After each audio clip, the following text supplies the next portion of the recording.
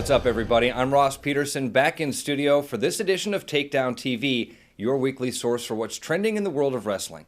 Scott's in St. Louis for the NCAA Championships, so today we're going to take a look back at the historic 2016 finals in New York City.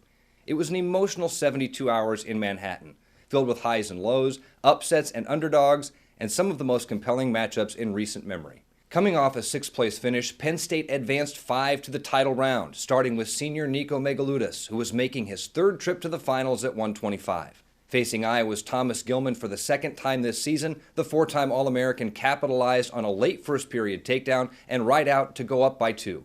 Gilman opened the second with a quick escape, but Megaludis notched his second takedown midway through the period to go up 4-1.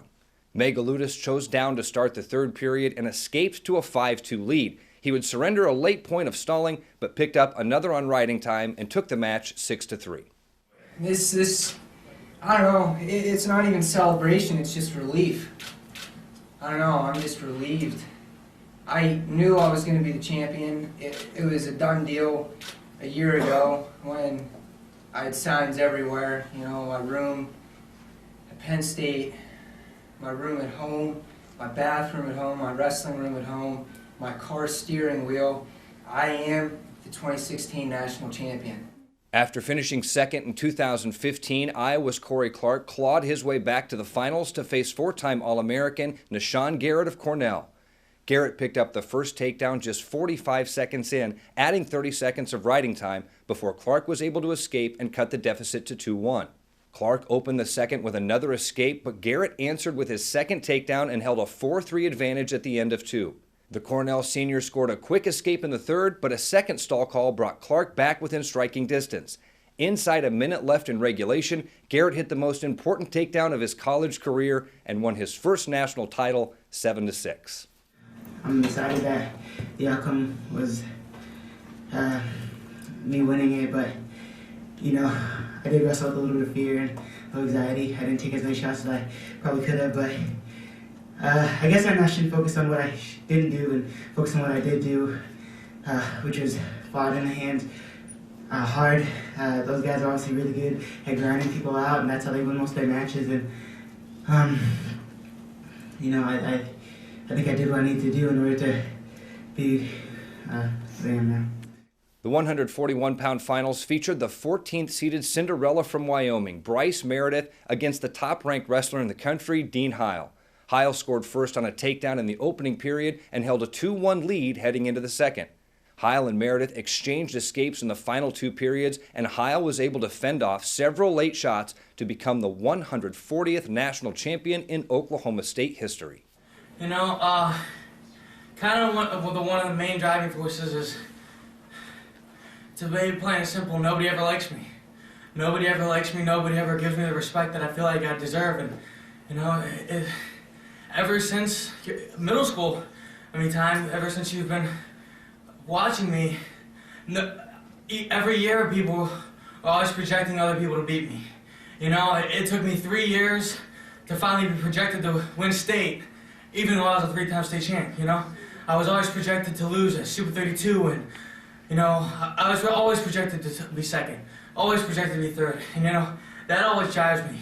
And, you know, going into this tournament, being the 1 seed, I was projected to lose by Ashnault, by McKenna, by Ward.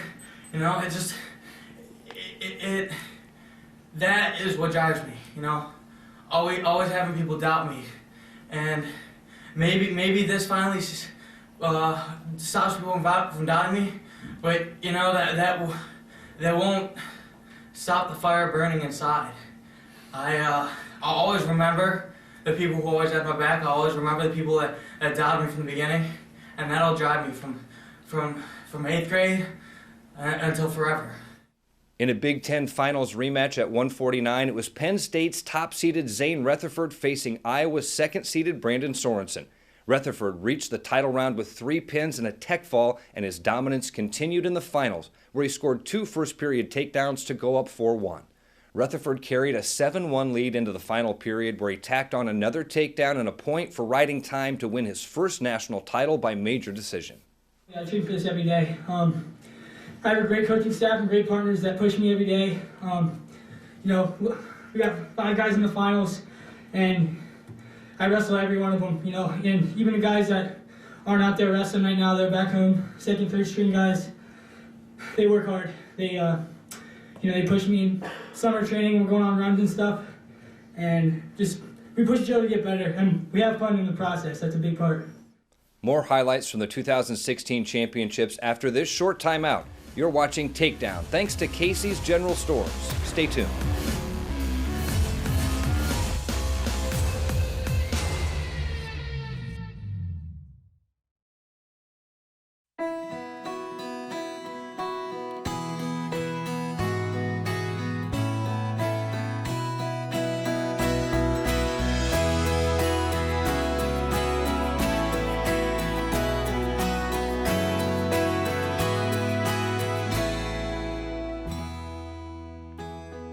Right now, get a free 2-liter with the purchase of any large pizza. Casey's, famous for pizza. Yellow Blue wants to show you global energy demands are expanding at an alarming rate. Power grids in the U.S. are aging while coal plants continue to close at record rates. Utility rates are at an all-time high and there's no end in sight. If this concerns you, call Yellow Blue, delivering products and services that are not only green, but cost-effective. You can be independent, safe, and secure. We'll show you how at yellowbluetech.com.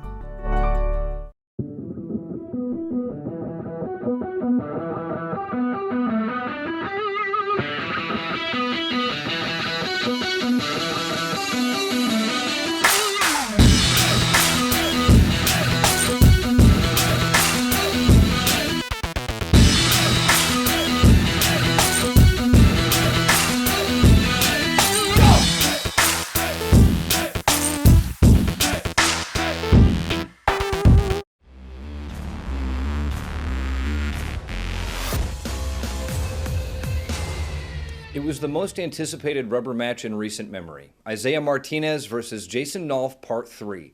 An electric first period saw Martinez set the tone with a quick takedown, but the Nittany Lion freshman kept his composure, using an escape and a takedown to go up 3-2. As the first period came to a close, Martinez escaped to even the score at 3. Aymar opened the second with another escape and carried a 1-point advantage into the third. Nolf chose down and tied the score, and this one appeared to be headed for overtime, but it wasn't. Martinez fired the match-winning shot with under 15 seconds left and captured his second national title 6-5. Wow, I'm extremely pleased, you know, just with the win. Wrestling a competitor like that, he's definitely special, and you know, he gave me a hell of a fight, and I just knew, you know, if it came down to the end, that I was going to get it done, and looked up at the clock with like maybe 20 seconds to go. Coach is just screaming, "Go get one!" And I said, "I need to do this right now to seal up the match." And thank God I got my head through the hole, got up, and got the takedown. After storming through the bracket untested, the finals were not much different for two-time defending champion Alex Daringer. Facing the previously undefeated second seed Isaac Jordan in the finals, Daringer got the first takedown in the opening period and jumped out to a 5-0 lead with an escape and another takedown midway through the second. Jordan would score his only points on a pair of escapes as Daringer cruised past the Wisconsin sophomore 6-2. You know, there was a lot of emotions there. You know, I kind of was a little conservative, but you know, in the situation I was in, it was hard to get it over aggressive. You know. But I was very pleased, you know, I got 82 matches in a row with third national title in the most historic arena in the world, so it's a pretty amazing feeling. During the semifinals, Nittany Lion legend David Taylor was asked where PSU freshman Bo Nickel needed to develop. Taylor responded by saying that Nickel put himself in dangerous situations, a tendency that would prove costly in the 174-pound finals. Nickel went for a double overhook throw off the whistle, but Martin countered nicely for the takedown. 2 escapes and a takedown for Nickel, followed by a Martin escape, made it 4-3. But Martin responded with a body lock toss, putting Nickel on his back to retake the lead 9-4. The Nittany Lion freshman went on a furious comeback, throwing Martin twice in the third period, but it wasn't enough, and the Buckeyes got their first title of the tournament 11-9. Miles, that moment you were able to share with Coach Ryan and those close to you after you won, can you just tell us about that, how much it meant to you? It meant so much to me. I love that guy. in the beginning of the season we butted heads about the whole redshirt thing, but he cares so much about me and the team, and he understands where I come from. A small town in Penns Grove with not much there, so he understands all that, and he was able to support me if I needed anything, any kind of support, just to talk to him about girlfriend problems, my father problems, stuff like that. He was there, so just love that guy so much. We'll take you from 185 to heavyweight right after the break. You're watching Takedown, powered by Adidas Wrestling. Stay tuned.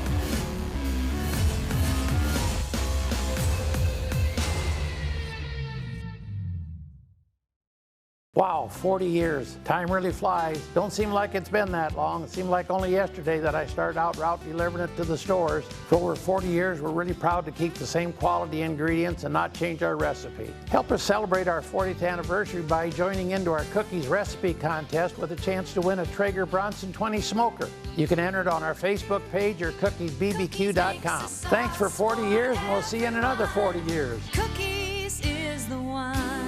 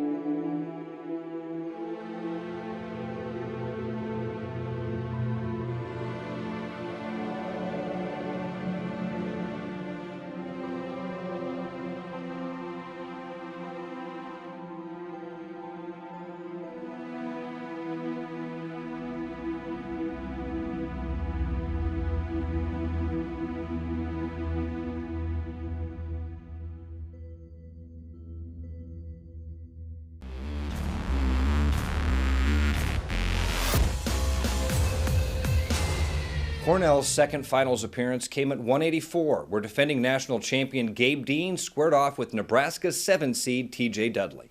The three-time All-American took several early shots, getting to a leg 3 times, but only drawing a stall warning on Dudley, and the first period ended scoreless. Dudley chose bottom to start the second and earned a quick escape, but Dean secured his first takedown of the match, and the period ended with the score even at 2. Dean took the lead on an escape 6 seconds into the third and kept up the pressure, scoring a late go-behind to seal the 5-3 win. What's to say about your program that, you guys got 20%, 2 out of the 10 champs. What's to say about Cornell wrestling and how fired up are you right now? I'm really fired up, actually. I'm containing myself because I have to be professional. But, man, what... From where we started to where we are now, as a group, I remember coming into Cornell when I was a kid, getting the crap kicked out of me every day by Cam Simons. I guess it's nice to be on the other end of that now and not getting my head shoved in the bleachers every day. But the point was, these kids, not just me, but my whole class, they kept coming back and didn't take no for an answer. And you know what? We didn't have a perfect NCAA tournament, but we got a lot of fighters on our team and a lot of support, and I'm just happy to be a part of it. 2 years after winning the 197-pound title as a true freshman, Missouri's Jaden Cox made it back to the finals to face 3-time All-American Morgan McIntosh. It was a feeling-out process early. Cox nearly hit a takedown towards the end of the first period, but McIntosh scrambled out of bounds to keep it scoreless. The two traded escape points in the second and third period, but Cox was just moments away from adding another on riding time. With just 12 seconds left in regulation, the Missouri junior struck on a low single leg to secure his second national crown, 4-3. I believe I had a great outing here at the NCAAs this year. It definitely improved from the last 2 years. As for dedication for this title, it goes to everyone that's ever had my back. Everyone that has, always been there, and not just when times like this happen, when things are great, but when everything's going wrong and things are hard. People that have your back like that, and the people who are always there, that you consider family, even though they're not blood. Those are what this dedicates to, because this wasn't easy. It was not an easy journey. There were times in this year that I was very frowned upon by the social media and social eye. And so to find those people, know you have those people around you, it's a blessing to have those kind of people. So this goes to them because, they kept me on the right track and kept my mind, stable, and, they helped carry me. It was perhaps the most anticipated heavyweight match in college wrestling history, as two-time defending champion Nick Gwiazdowski put his 87-match win streak on the line against 20-year-old world champion Kyle Snyder. The match started with Gwiazdowski shooting for a single leg. Snyder did the same, but both came out of the scramble empty-handed, and the first period ended with the score tied at 0. Gwiazdowski opened the second with a quick escape and started to take control of the action, hitting a takedown on a counter shot to go up by 3. Snyder would not go down without a fight and escaped late in the second and early in the third to pull within a point. Just 90 seconds from his third national title, Gwiazdowski struck again, hitting another takedown to go up 5-3. From that point on, it was all Snyder. With 11 seconds left in regulation, the Buckeye sophomore hit a low single, forcing the match into sudden victory. In a performance reminiscent of the 2015 World Championships, Snyder unleashed his arsenal when it mattered most, converting a clutch takedown for his first NCAA crown. Since my freshman year of high school, I've been targeted, and people have, every time they wrestle me, it's one of their biggest matches of the year. So I'm used to that now, and when I win something big, I don't relax. It makes me hungrier. I want it again. I want to improve, and I want to do it in a more dominant way next time I wrestle in it. So the next thing is the Olympic trials in three weeks, and that's a big competition for me. So I got a lot of work to do and a decent amount of improvement before that. Coming up, USA Wrestling's Richard Immel stops by with his 10 picks to win a title in St. Louis. You're watching Takedown thanks to Nike Wrestling. Stay tuned.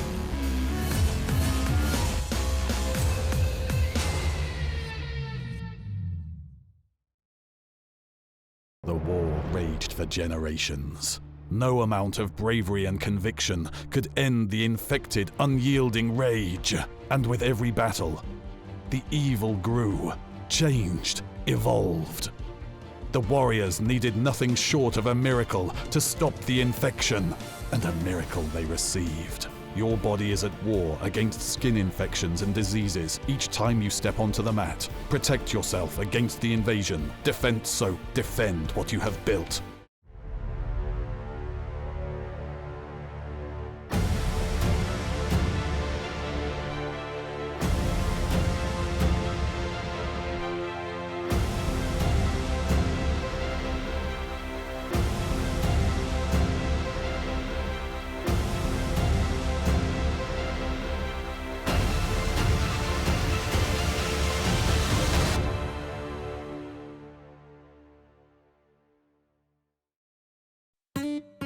When looking for a quality pizza, you need a place that makes everything from scratch, using fresh ingredients, 100% real mozzarella. And if you can grab a lotto ticket while you're there, well, lucky you. Casey's, famous for pizza. Right now, get a free 2-liter with the purchase of any large made-from-scratch pizza.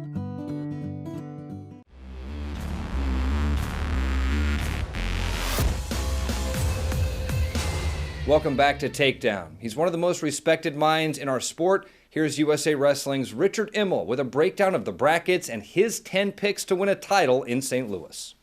What's up, wrestling fans? Richard Immel here from USA Wrestling. Going to break down some individual weight classes and my team predictions for the NCAA Championships coming up this weekend at the Scott Trade Center in St. Louis. We'll start at 125 pounds. I really like the top seed, Thomas Gilman, a hammer, coming out of Iowa, undefeated on the season. I like his path to the finals. He's been pretty dominant all season. I see him taking on Joey Dance, the number 2 seed from Virginia Tech, in that championship match. They've gone back and forth over the years, but I like Thomas Gilman to get it done as a senior for the Hawkeyes. Moving up to 133 pounds, again, going with the top seed, the favorite in the weight class, the undefeated wrestler, Nathan Tomasello of Ohio State.